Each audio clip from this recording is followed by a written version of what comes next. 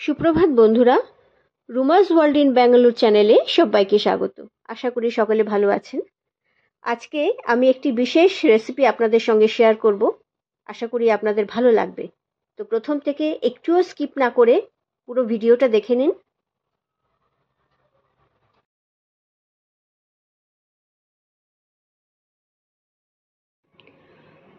Homemade green chilli sauce বানাবার জন্য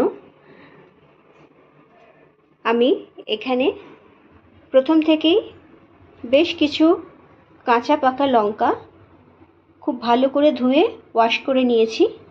আর এখানে নিয়েছি প্রায় 1.5 ইঞ্চি মতো একটি আদাকে পরিষ্কার করে ধুয়ে আমি টুকরো টুকরো করে নিয়েছি।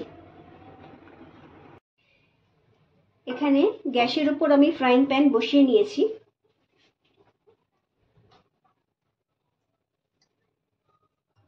এখানে নিয়ে নেব 1 টিস্পুন মতো সাদা তেল।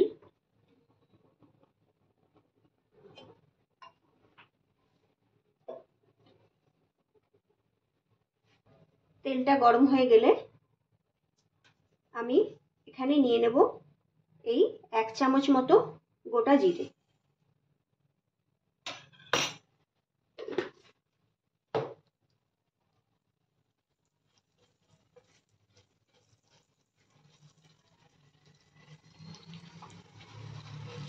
জিরেটা যতক্ষণ না সুগন্ধ বেরোচ্ছে ততক্ষণ আমরা একটু জিরেটা ভেজে নেব তেলের মধ্যে।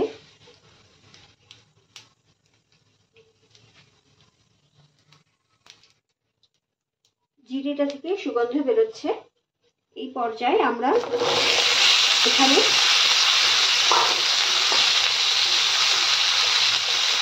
এই পরিষ্কার করে ধুয়ে রাখা লঙ্কাগুলো সব দিয়ে দিলাম।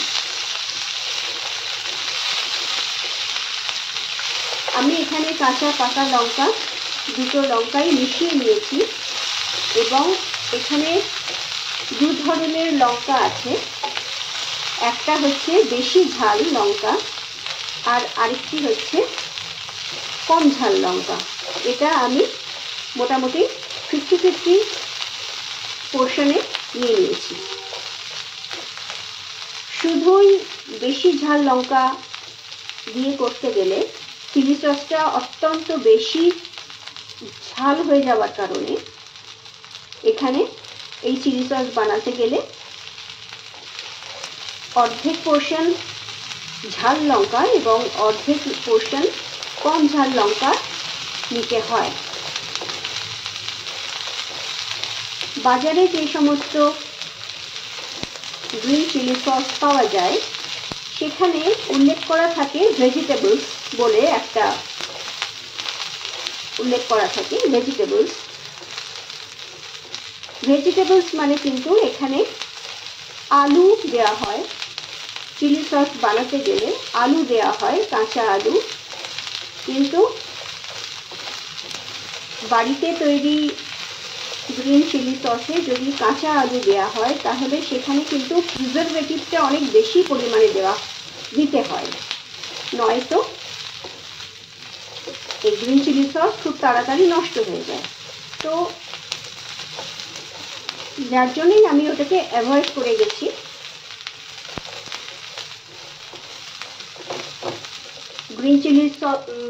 গ্রিন চিলিগুলো থেকে বেশ ঝাঁঝ বেরিয়ে গেছে ভাজার পর।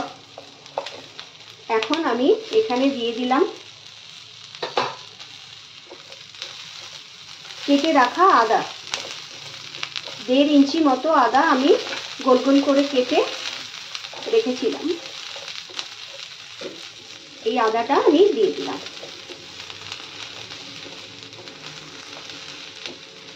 আঁচটা সিমে করে দিয়েছি।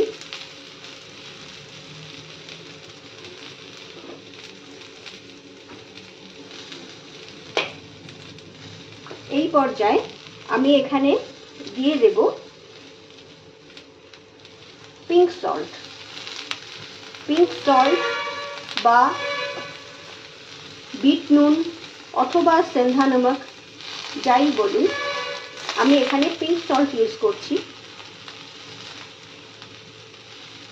আমি মোটামুটি 2 টেবিল স্পুন আমি এখানে মোটামুটি 2 টিস্পুন পিঙ্ক সল্ট মিশিয়ে দিলাম।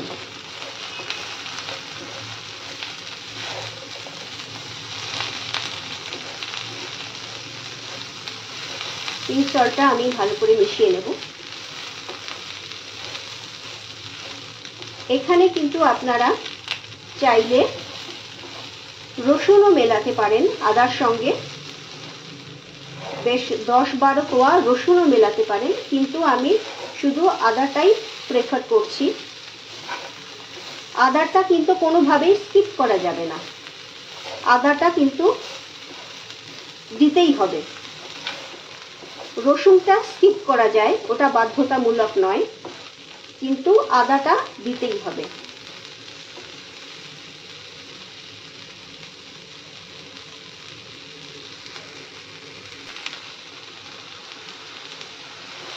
নুনটা ভালো করে মিশে গেছে। এই পর্যায়ে আমি এই লঙ্কা এবং আদা কুক হতে দেব। আমি এখানে দিয়ে দিলাম 1/2 কাপ মতন জল।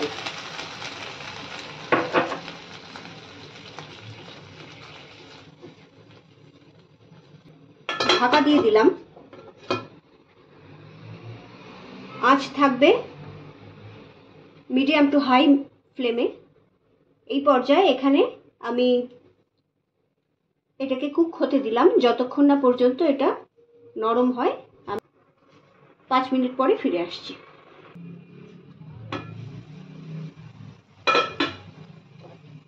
এখানে লঙ্কাটা সুসিদ্ধ হয়ে গেছে,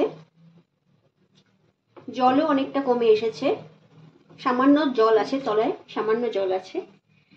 এই পর্যায়ে আমি এখানে মিশিয়ে দেব এই অ্যাপেল সাইডার ভিনিগার। এটাই হচ্ছে আমাদের গ্রিন চিলি সসের প্রিজারভেটিভ। এটাই প্রিজারভেটিভের কাজ করবে। এখানে আমি বেশ খানিকটা ভিনিগার মিশিয়ে দিলাম।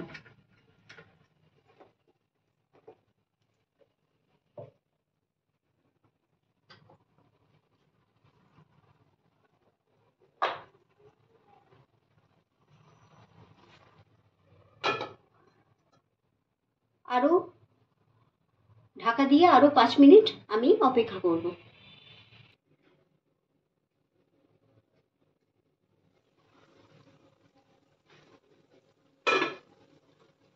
জল এবং ভিনিগার অনেকটা শুকিয়ে এসেছে, লঙ্কা এবং আদাটাও সুসিদ্ধ হয়ে গেছে। এই পর্যায়ে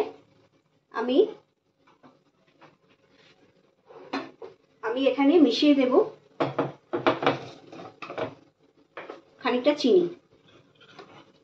চিনি কতটা মেশাবেন সেটা সম্পূর্ণ নির্ভর করছে লঙ্কা কতটা ঝাল তার উপরে। আমি এখানে 3 চামচ চিনি মিশিয়ে দিলাম।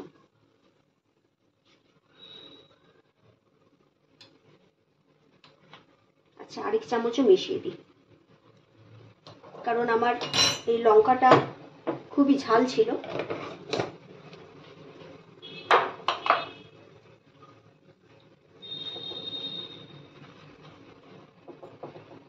এই পর্যায়ে এই গরম গরম অবস্থাতেই এই চিনিটা আস্তে আস্তে জল ছাড়বে। যতক্ষণ না ঠান্ডা হয় ততক্ষণ আমি এটাকে লঙ্কাটাকে রেখে দেব।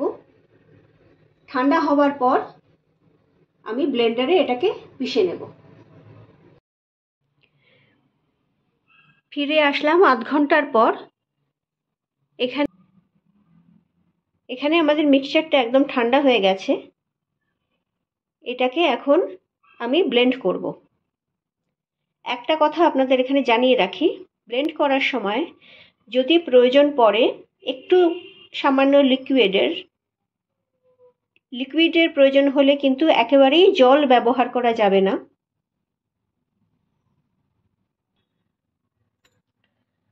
এখানে সামান্য যে এই জলটি রয়েছে, মানে এখানে যে কুকড জল, মানে এটা হচ্ছে ভিনিগার এবং চিনি যে দিয়েছিলাম সেটার গলে গিয়ে জল তৈরি হয়েছে। এই জলেতেই আমি কিন্তু এই লঙ্কাগুলো বাটবো, লঙ্কা এবং আদাটা বাটবো, এই মিক্সচারটা বাটবো। আর যদি প্রয়োজন পড়ে এক্সট্রা সামান্য কিছুটা লিকুইডের, সেটা কিন্তু শুধুমাত্র ভিনিগারই ব্যবহার করতে হবে, মানে আদারওয়াইজ কিন্তু এই যে সসটা বানানো হচ্ছে সেটা নষ্ট হয়ে যাবে। এখন এটাকে আমি এই মিক্সার গ্রাইন্ডারে নিয়ে নেব ব্লেন্ড করার জন্য।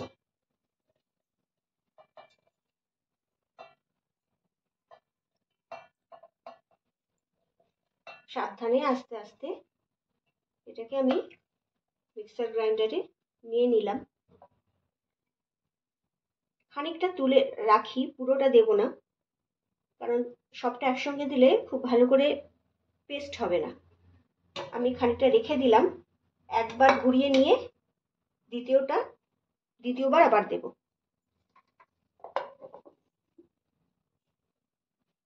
বাকিটুকুনেও আমি এখন পেস্ট করে নেব। আমার সামান্য একটু লিকুইডের প্রয়োজন, তো দেখুন আমি এখানে এই অ্যাপেল সাইডার ভিনিগারটাই দিয়ে আমি এটা ইউজ করছি। জলের বদলে এই অ্যাপেল সাইডার ভিনিগারই আমি ইউজ করছি। জল দিলে কিন্তু জিনিসটা একেবারেই নষ্ট হয়ে যাবে, জল দেওয়া একেবারেই যাবে না।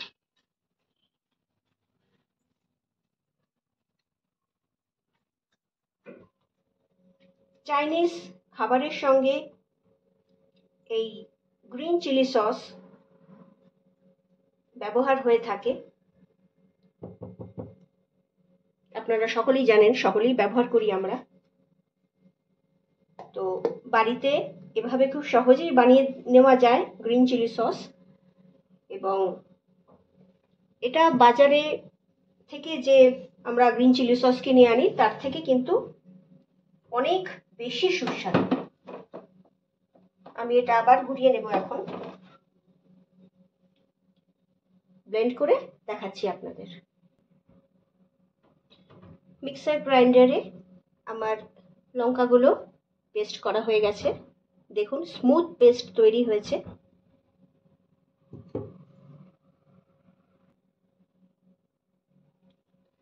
এখন একটি ছাঁকনির সাহায্যে আমি এই পেস্টটিকে ছাঁকবো।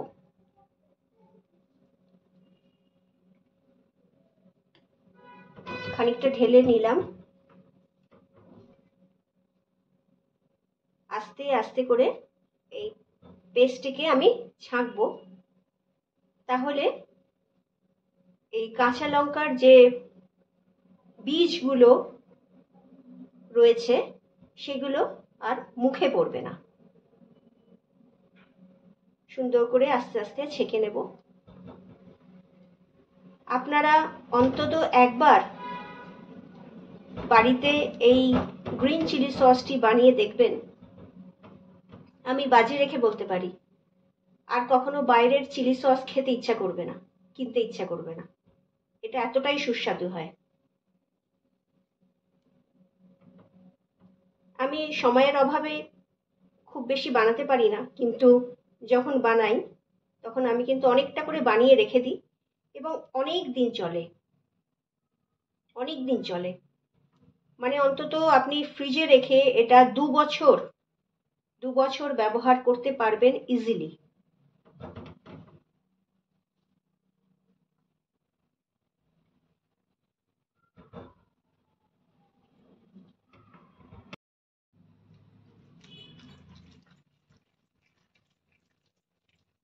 আমার এটা খুব ভালো করে ছাঁকা হয়ে গেছে। এখন ছেঁকে নেওয়ার পর এই যে বাকিটা পড়ে রইল এখানে, লঙ্কার খোসা এবং বীজ সমেত যে জিনিসটা পড়ে থাকলো, এটা কিন্তু আমি মোটেই ফেলে দেব না, কারণ এটাও খেতে কিন্তু ভীষণ সুস্বাদু। তো এটা আমি যে কোনো রান্নায় আমি এটা দিয়ে দেব। এটাও আমি এখানে এই যে স্টোর করে রাখছি, একটা আলাদা বাটিতে আমি এটা স্টোর করে রাখছি।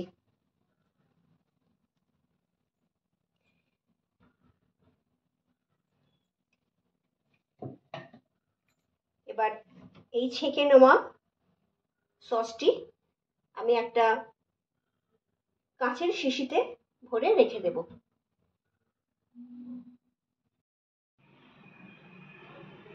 হোমমেড গ্রিন চিলি সসটি বানিয়ে আমি একটি স্টেরিলাইজড বটলে ভরে রেখেছি। বটলটা গরম জলে ধুয়ে এবং খুব ভালো করে শুকনো করে পুছে এর মধ্যে আমি সসটা ঢেলে রেখেছি। এবং এই দেখুন, আপনাদের পরিষ্কার করে দেখানোর জন্য এই একটি বাটিতেও আমি ঢেলে রেখেছি। কনসিস্টেন্সিটা আপনারা সকলেই বুঝতে পারছেন, কীরকম ঘনত্বের হবে সেটা বোঝা যাচ্ছে। এটি খেতে সত্যি ভীষণই ভালো হয়। আপনারা একবার অন্তত বানিয়ে দেখতে পারেন, না বানালে বুঝতে পারবেন না। এটা শুধু চাইনিজ খাবারের সঙ্গে নয়, স্যান্ডউইচ, পকোড়া, চপ, সিঙ্গারা সব কিছুর সঙ্গেই খাওয়া যায়। তাহলে ভিডিওটা এখানেই শেষ করছি। নতুন যারা আমার ভিডিওটি দেখছেন, যারা প্লিজ আমার চ্যানেলটাকে সাবস্ক্রাইব করে পাশে থাকা বেল আইকনটিকে অন করে দেবেন, যাতে আমার পরবর্তী সমস্ত ভিডিওর নোটিফিকেশন আপনারা পেয়ে যেতে পারেন। সকলেই ভালো থাকবেন, সুস্থ থাকবেন। দেখা হবে নেক্সট আরেকটি ব্লগে। এখন তাহলে শেষ করছি। নমস্কার।